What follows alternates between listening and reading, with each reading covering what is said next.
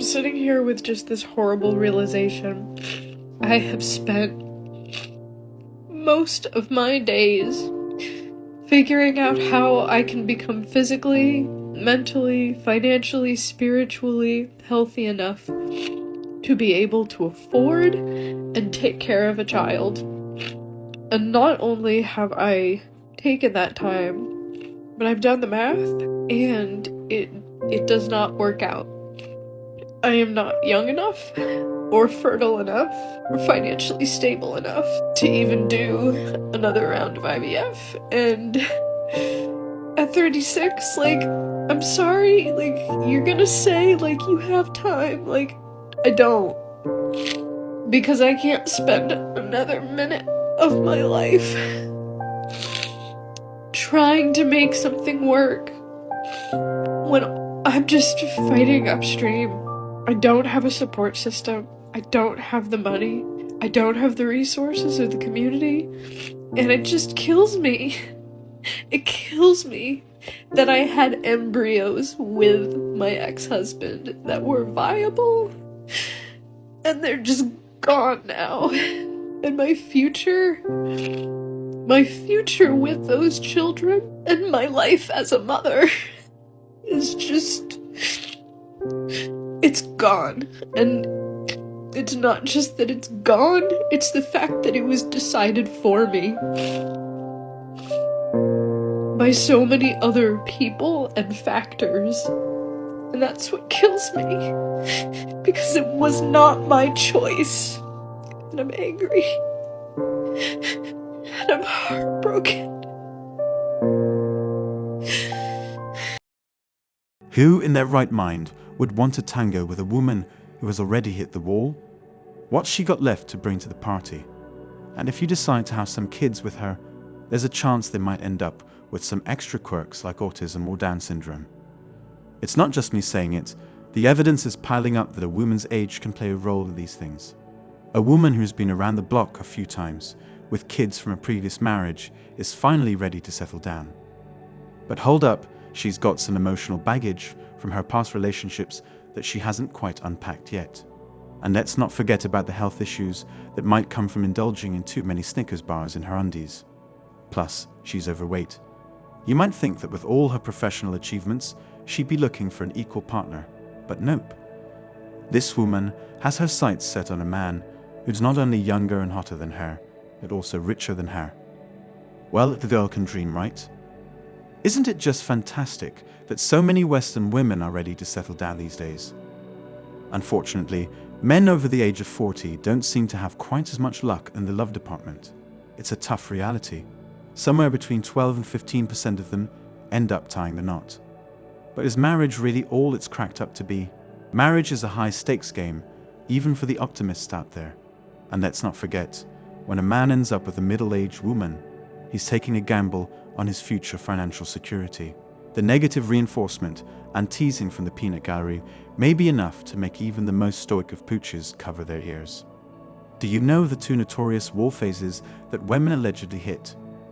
One occurs in their early 30s, and the second in their early to mid-40s. The wall phase is like a countdown to the end of their hotness. It starts ticking their early to mid-30s, and apparently, it's a one-way ticket to becoming invisible to men. Before they hit that wall, these women were like magnets for male attention. They could attract men from all walks of life, from fresh-faced college guys to greasy middle-aged men. Some women report being hit on by guys old enough to be their grandpas, and even high school boys aren't immune to their charms. But once the clock strikes 30-something, it's like a switch flips, and men suddenly lose interest. It's like they're all programmed to only be attracted to women who are younger and perkier, leaving the old women to wither away in despair. So there you have it, the wall phase. It's like a roller coaster ride of attention and rejection, all leading up to the inevitable decline. Women in their mid-30s feel like they're at a disadvantage because guys their age aren't interested in dating or marrying them. And you know what? They might be right. Because let's face it, a man with a decent job, some cash, and a sweet ride can easily attract younger, hotter women in their 20s. But here's the thing, getting to know someone takes time, right? Like at least a year to really get to know them. and then another year to get engaged and finally tie the knot. So, if a 35-year-old woman manages to snag a man's attention and goes through all that, she'll be pushing 40 by the time they say "I do."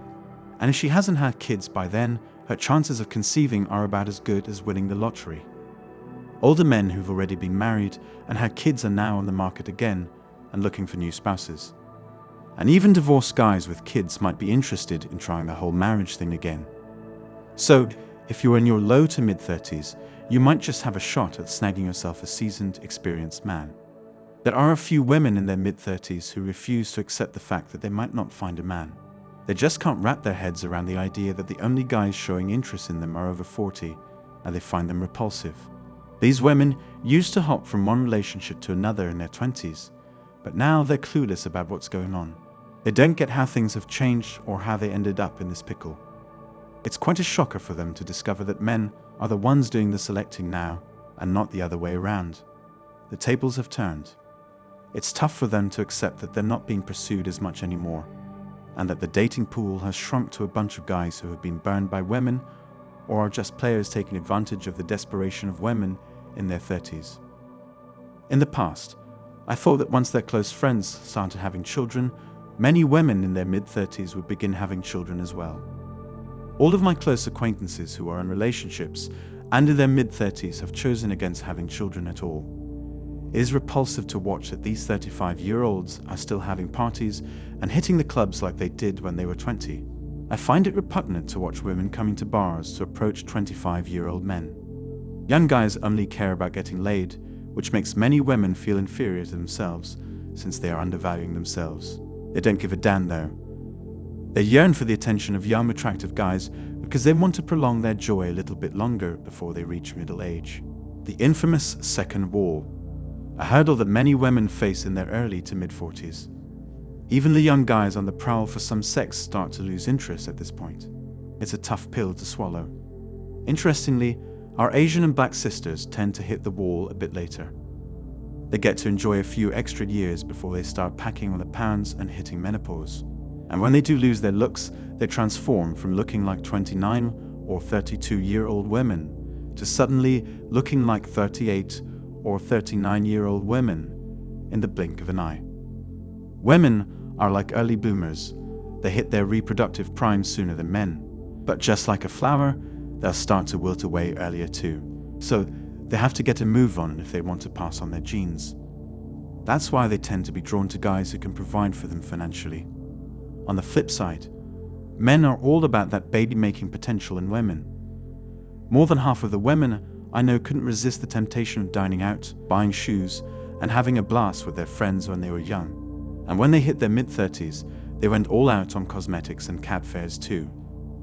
Now, some of them are drowning in debt from all that consumer and student spending. And guess what? They're looking for a knight in shining armor to come to their rescue, aka a rich sugar daddy. I've had dozens of women come to me begging for help to pay off their debts. They want a Prince Charming. The aging process is hitting women like a ton of bricks. They're feeling the mental strain while the guys seem to be aging like fine wine, getting better with time. By the time a man hits his late 30s, he's like a kid in a candy store, able to pick and choose from a whole range of 20-something women. But now, we've got the MGTOW movement. Men are taking control and doing what makes them happy instead of getting bogged down in the whole dating rat race. That's all for today on Manhood. Don't forget to smash the like and subscribe buttons, and also click on the notification bell to be the first to know when I drop a new video. If you find value in my videos, you can show your support through PayPal or Cash App. The links are in the description. See you next time, cheers.